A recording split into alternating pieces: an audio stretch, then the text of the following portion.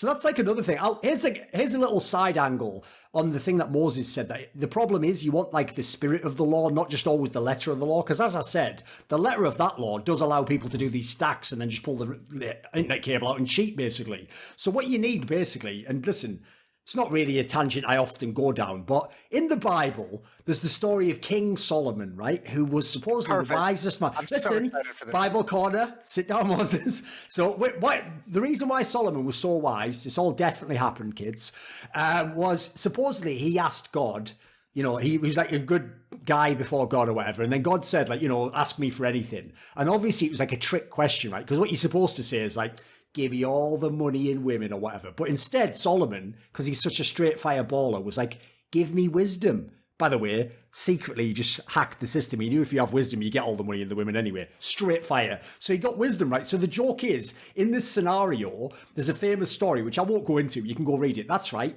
I'm now recommending you read the Bible. That's what this show's become. Listen, Zeus's influence entirely wasn't the reason for this, but it's coming on now. It's a Christian podcast. I hope you'll not. Whatever. But anyway, famously, there's that story where that person comes with the baby, and then Solomon's so wise, he sort of knows how to resolve this super difficult situation that, like, there is no right answer to it, seemingly. And he basically figures out, like, what would be the spirit of this case? Like, how would I find out who this baby should belong to? And I mean, it was a story, but obviously he finds like the right answer in this case, right? I guarantee you the outrage here in Brazil over all of this shit, like a gigantic part of it was because, okay, we're saying something's fucked up, and like we know internally, us as players and everything, that they did look into it, that they thought insufficient or no, okay. We know that, but nothing was put out. And the moment people feel like they're getting ignored, that's going to lead, like it's, I know I'm getting a lot of things, but it's just everything mixes together in the moment that that we're living here, right? So, like, I think that it does come back again to be on the summit, and I don't know if it's Valve behind it that ties their hand, that doesn't allow them to do it the same way orgs tie players when they want to comment. I know Valve can tie the organizer, but it doesn't make it the right way to go about things. Like, because if something had been addressed, maybe it would still would have been bad, the things that were said, but it wouldn't have gotten to the size which they did. Yes. That's actually something I want to comment on in general, is like, that's one area that I feel like everyone kept getting lost. A lot of the Brazilian fans didn't understand this point. It's not about if he actually cheated. That's the point that we're making here. Because actually, listen, I agree with Zeus. They were suspicious. Now, listen, they weren't the craziest clips ever. I've seen some clips of actual people who've won majors that were crazier than that. But in this context, I agree. They looked like, in the moment, especially the first time you saw them, a couple of them looked dodgy. But the point we're making here is, if you're a pro player, listen, if you're a fan, you can say he cheated all day long if you believe that. But if you're a pro player and a player who played in the match against him, you're just not allowed to, I'm afraid. Unless that guy gets actually caught by Valve cheating, you can't do it. And that's also the problem Gaules has. Listen, if Gaules was just a streamer, and that was like, he was just streaming CS himself, and then afterwards he commented, I agree, Zeus. If someone asks him in his chat, like, if someone asks me, and I'm not streaming, but if I was streaming and someone said, do you think Flusher cheated back in the day? I told you I have the best answer ever. I say, like, I don't know he did. I just think he did. So it's like a clever way to get around it and say sort of like, I think it's suspicious clips, right? But the problem Gaules had was he didn't stop and think, I'm co-streaming these events. Like, that makes me a semi-official fucking broadcast partner. So now it's like the commentator on TV being like, he's a fucking cheater, that guy, dude. Like, imagine someone doing that like an NFL game. Like, that would be crazy. Yeah. I mean, it's a bit hate and love that the casters is leaving for the roles. I understand it because it's a great role, and I think especially with like Moses and Henry, they can bring some banter, and they can bring good banter. They're not gonna get bitchy because of the banter. It's gonna be more entertainment, and that is also what this is. It's an entertainment thing. Sure, it's a sports and all that, but in the end, we're entertainers, in my opinion at least. So for that reason, I support it a lot as well. But then again, someone is gonna have to take the role of Moses on a desk or Henry G, and who is going to step up to the task. Tough shoes to fill, baby. Yeah, but it definitely is. But the future, in my opinion, definitely, like you said, like a Gobi would be a great GM. I'm not sure what role he has right now. He has some role in Big, but yeah, those kind of people are going to create great teams. I'm sure of it. That does seem whack, though, Moses. Like, Moses literally gets this whole campaign. He joins Team Liquid. Like, he's announced everyone's enjoying. Then Henry's like, oh, wait for me. Like, oh, I'm going to join Cloud9 then. Like, the rival. Oh, hey, guys. Like, I bet Sponge is just, like, trying to get in fucking 100 Thieves now or something. Like, let me in there. Can I get in here? It's like, you can't leave these motherfuckers alone, can they? They can't just leave you alone, Moses. Can't they just keep doing their job? I know. I tried to get the fuck away from him, for Christ's sake. Exactly. Because overall, I think there's so many interesting personalities in the scene. I mean, I play Sure. FPL at nights. I can have insanely fun with a lot of these pro players, but then I see them going to the games or interviews or whatever, and they just put on a match face, or like they're just answering the same questions over and over again. Being the nice guy. Yeah, just doing the PR answers. Like show yourself, show your personality. I think everyone can step up a lot with that. Sure, I understand why a lot of people don't do it as well, because as I said, the backlash today is immense. Yeah. Like the community can turn the hand on you so easily for whatever. So dude, that one where you were dressed up all gangster that was one of the most ridiculous skits I've seen, where you had that like fucking bandana on or whatever. Like, that so was stupid. I think on the plane down there. We all watched that Straight Outta Compton. There we go. And we all like loved it. It was so fun. We had so much fun on the plane, and then going in, I think it was the final against Navi or something. We said like, let's buy these. Yeah, that was Pro League Season 2. Yeah, let's buy these hats and like rock it, and super fun. Like every now and then someone will post one of those images, because obviously there's all like thug life memes that they made out of it. And every time I see it, I'm like, I can't believe that's real. That's only the glasses are Photoshop. The rest is actually real. Yeah. What about Apex's style then? Because here's the thing, right? I will set this up by totally admitting I did not think when Alex left Vitality that Vitality would ever be number one again or win the tournament. Like I even thought like eventually they're gonna have to get another in-game leader. Like it's just, you know, like, and that's not a diss. But the reason why I set that up and I say that as a disclaimer is it's not though that Apex has zero history with it being an IGL though. Even though it does seem weird that like it was classically being a hard entry fragger would be an in-game leader. If people don't know, when Apex was actually in the Titan team with existence, towards the end of that team, he actually did do some of the calling. I had some spies who sent me some videos back in the day. And also, if people don't listen, mate, I have some fucking insane connections people just don't know about. I'll wait till down the line before I reveal it. That's the thing. Memo's like my red weddings come years after the fact. Like you just don't know I was doing that shit the whole time. But anyway, don't worry about it. So I feel like I've been a bit known to be one of the hardest French player, hard-working French player. I mean, I've been working forever. Not the greatest competition, I will say, for that role, but I'd agree you're up there. Yeah, I mean, in 2000, I remember... You missed the joke there, folks, but it's okay. Keep going. In 2011, for example, I remember that I was watching demos for it was on Counter-Strike Source against Games because I wanted to win that game, and at that moment, like no one was watching demos. Right, no one was doing that back in the days. So I felt like it was not fair for me that I was putting more work than most of my teammates, but I was still the meat in the team.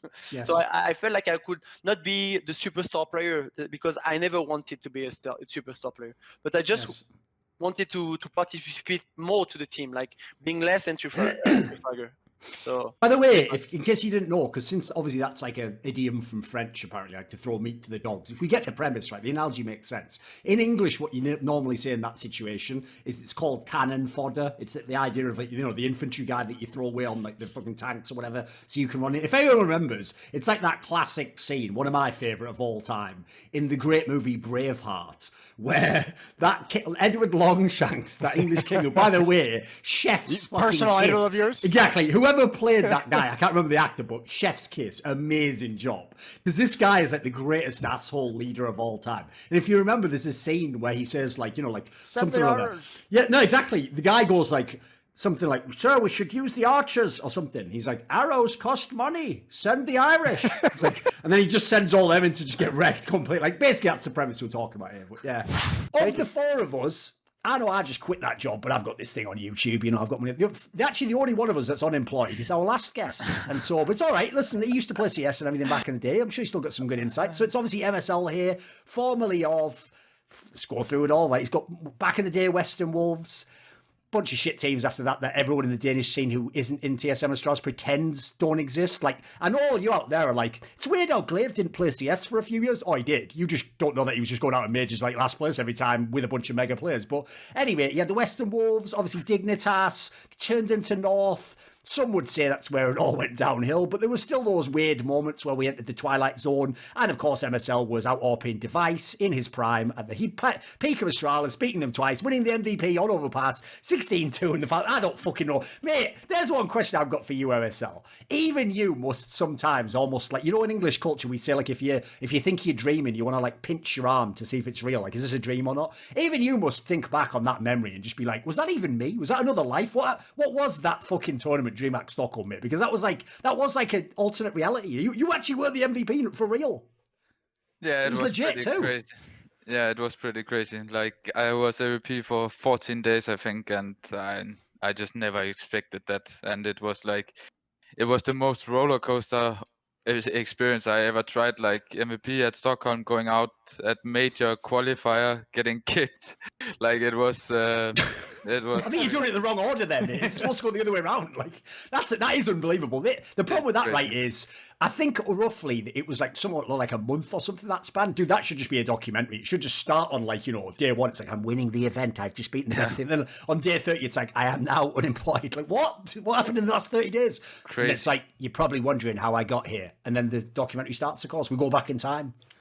What would you say, Emerson? What were the problems in North in that sense? Because obviously one of the things people look at, which I do agree with, is there wasn't really like big name signings for those last few years. It was a lot of like gambles or like underwhelming ones or nobodies. Like, you didn't really get the big names like that were in the Mad Lions teams and the Heroics of the world. Like, some of these people went by you and to other teams. So what would you say was the downfall of North in that sense? And what do you think on this angle of the executives and the staff, etc.?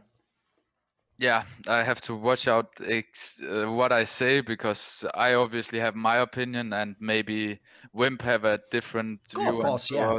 But my opinion was that we focused too much on outgame stuff as like fitness. I remember with Wimp, we had to go up at 8 o'clock to do fitness, and then we did like, what is this workout called? The CrossFit, where you just destroy yourself. You just wreck yourself physically. It's mega cardio, like, basically. I remember going up to practice and I couldn't feel my arms, and I just think that stuff like this and sports psychologists, like where you get forced, if you get forced to do as a sports psychologist, I feel like it's not a good thing. I will say in the end here, we had a great sports psychologist where it was mostly about like making the team together and so on, and I think he is like he's in the football team now as well, and works with really good football players. He's really good. So I think in the end some things were right, but when it was with Wimp and Ave, it was just all over the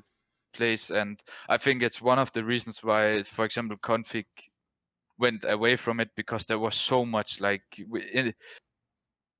looking back, we didn't really play so much CS because we had to do so much other stuff. Like, and I think in the end, playing a lot of CS will make a huge difference. Exactly. I think a big problem then is that they're treating their practice schedules as like 90% scrims, when in actual fact, like the scrum should just be like the testing ground. It should be like your 40%, your 30% of what you're actually doing in practice, so that you can actually build upon something. That's in my opinion, at least. Were you guys doing like theory stuff? Is that what you're implying? Because obviously, I mean, there must be somewhere where you come up with all this shit, right? Well, yeah. So we used to do 4 scrims, and then we changed to like 3 scrims instead every single day, and then we would do like 2 hours plus of just server work, and then in between scrims we would be watching like the VODs of the scrims that we actually played. So it was more like only like half of our practice schedule ended up being scrims, and I think that worked better for us. But I guess teams are different, so that was just our thing. Oh, there's another thing. An hour before. You do an hour before? Okay. Yeah. That's legit. I mean, people obviously wouldn't know that. Is that even now after Steel's gone? Yeah. Oh, okay. Well, there's another angle as well, by the way. I hate to get political, but if Americans won't do the fucking job, we'll go get the Aussies, we'll get fucking South Africans, Brazilians. We'll bring anyone over there. If that fucking money's there, someone's going to come get that bread. So, you're tired, you're sick, you're poor. Exactly. Who wants to work? Basically, just make a statue of me, put that on Ellis Island, saying about bring all the Counter-Strike players in. That's what I'll do. I will flood your country with immigrants more. Yeah, statue of Thorin fucking over there. Exactly. Best Photoshop wins. I actually don't know why people think there's like an age cap when playing Pro CS. Like, what is getting older really affecting you when you play you're just playing Counter-Strike? Like, I don't think getting older actually really affects anything. I can answer this question. I was saying this too, because like in real life sports, like people hitting their primes around like 28 to like 34, and like I don't see how like being old in CS like affects you, to be honest. Maybe your reaction a little slightly lower, but I don't feel like it's that big of a deal. It's not the reactions or the skills. It's like just generally you have more stuff going on outside of the game. Yeah, like whether it's family, whether it's like, you know, right when I switched to coaching, I bought a house, and I can just say the amount of hours that I have to focus on the house, like it's a very long day having to work on a house in the morning and then come back and do practice. So once those priorities start coming in, I think that's the roughest part. And the fact that I learned this early on, but I think some people don't realize it so much, especially pros that always feel like they're a little bit established and are a little bit arrogant about their position. It sneaks up on you because there's always like some 17-year-old kid who has like, you know, 18 hours in a day to put into Counter-Strike. Yes. And when you are that young, you want to play the game 15 to 18 hours a day. You want to be pugging. You want to be deathmatching. You want that RWS. Yeah. You want that graphics card or whatever it is. Once you hit 30, you're like, I can, I'll just end this night early a little bit, or whatever it might be. I'll go have a drink with some friends, or I'll go spend the night by, I don't know, whatever you do at night or anything. But yeah, it's that. Well, if anyone saw Flashpoint 1, we know what Dapper does at night. So, do you remember that interview? Listen, he's a busy boy. I think his job, if he retires from CS, handyman. That would be my obvious. No, the thing is, Moses, it's interesting that you actually bought a house when you joined Team Liquid, because some would say that Team Liquid bought the farm when you joined. So, yeah, whatever. Anyway, that's all my material for now. So we've got to the end of the notebook. Oh yeah, you and whose army? Well, how about the Skrilluminati for one? They're the people who support my content. This video was kindly supported by The Concept, Matt, Pugnatio, Rajcula, Toucan, Jensen Goh, Tosh, Jasun, Banediesel, Animosity, and you know it, everyone does. A special thanks goes out to my main man, Jerky's Minion, for the long-term support. Do you want to ask a question for my AMA videos? Would you like teasers? Find out what upcoming guests I've got. You want to suggest a topic or a guest? Maybe you want to be part of one of those 1 hour lengthy online discussions I do where the topics are set by you. Well, if any of these perks or more tickle your fancy, I think you know what to do by now. Put your money where your mouth is and join the Skrilluminati, where Patreon link in the description below.